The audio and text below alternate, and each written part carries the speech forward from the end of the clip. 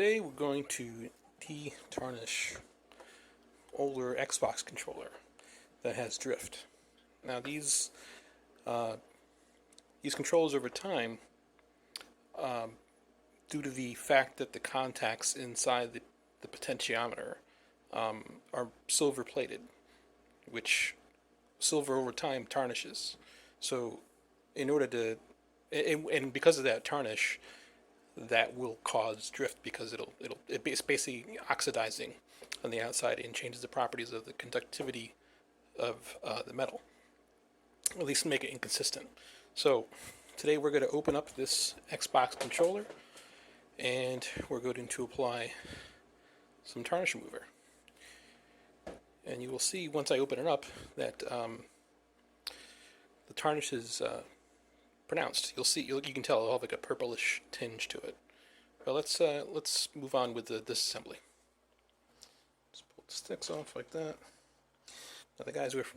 Now the things we're focusing on are these two things in the corner of each stick. Those are the potentiometers. So we're going to pry open those and then extract the metallic piece inside. So I'll go ahead and do that with this flathead here. So just there we go. Actually, I already had this one open, so it wasn't too bad.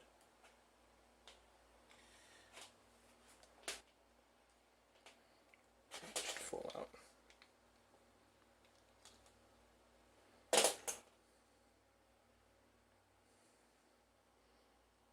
As you can see, it's like it should be shiny. It's very dark in color. Just grab one here. Another thing to make a note too is that the plastic is, for at least this Xbox controller is over 20 years old now, so the plastic is very brittle. So these clips here might break off. I mean, they should stay in place as long as it's put together. But you can always maybe put some tape on the outside to keep it just settled in. Just gonna use this to fish out the piece there. So yeah, so as you can see, let's focus. It's very dark in color. I'll take pictures before and after so you can tell. Let's finish removing these. Let's be very careful bending these out. It's very, like I said, this is old electronics. I mean, if you're really savvy with a soldering iron, you can put in your new sticks there. These are for people who don't have the means of soldering and just have stuff they may have lying around the house. You can steal from your mom's or wife's cleaning cabinet or whoever. So let's just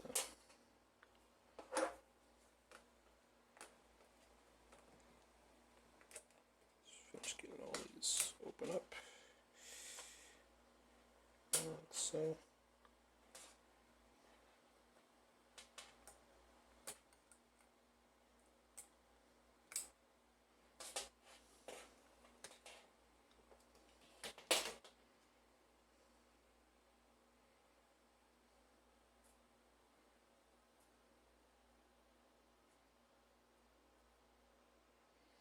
So there we got the potentiometers here, at least the inside half. So we're going to put some paste on here, see if we get results here. The other option too, may work, is using white vinegar. Might be easier, so I might try a couple of those on white vinegar and a couple on the tarnish remover. So let's get to that. Make sure you're in a well ventilated area when you're doing this. I'm going to put it in a cap of some sort.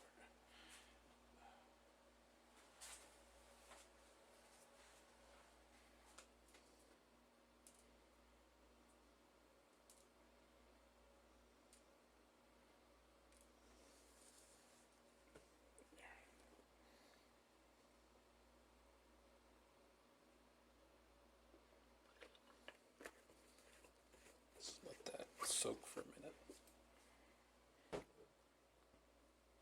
You can already see them getting brighter, getting shinier. So just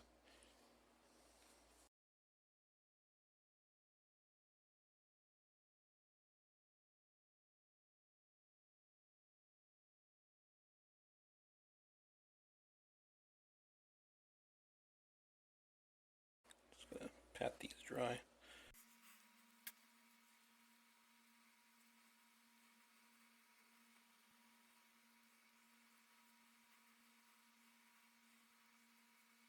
Those are all dried off. So now we're going to focus on the other part of the potentiometer, which is the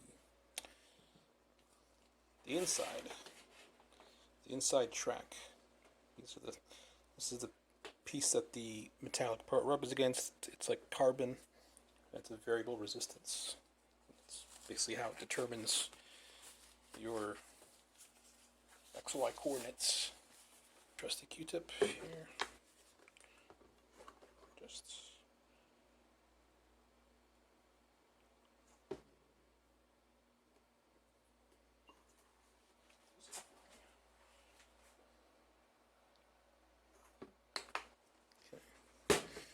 we're just going to go in and just twirl.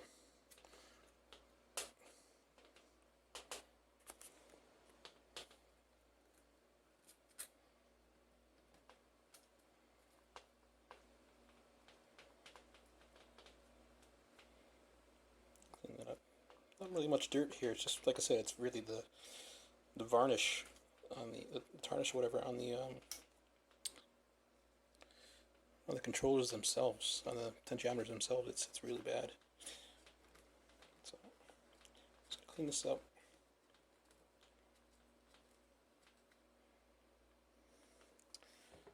Best we can.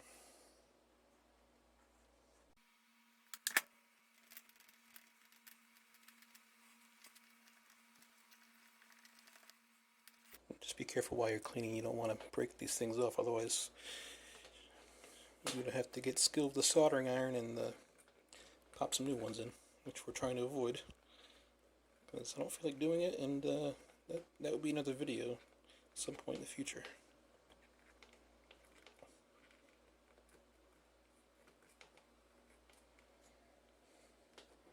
So, got these as cleaned up as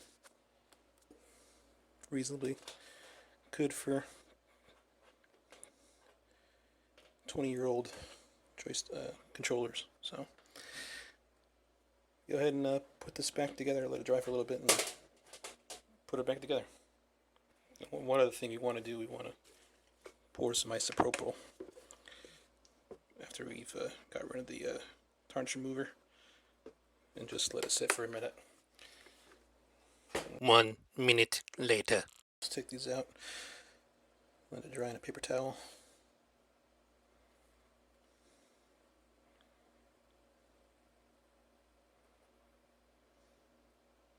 Let's be careful not to bend anything, especially these two prongs toward the bottom of each one, and also this here comes out a little bit, it touches the wiper. You don't want that to be bent, because that'll affect your readings. So we're going to go ahead and let this dry off for at least 15 minutes to probably, maybe even an hour, just to be on the safe side. So we'll cut back once it's ready to be put back together. Okay, looks like it's dried off enough, so we're going to go ahead and put this back together. So let's get the show on the road here. So you want to line these up. You want the part that's sprung out here first. It's kind of like a half hoop. You want that facing upward and inward. So this faces up towards you, and then actually this faces toward upward and outward. Excuse me. So this will face the half circle will face top side here with a little bump here, and then the metallic part will be facing outward to go into the carbon track here. So then we use this little metallic post here as the hook to kind of get it in there.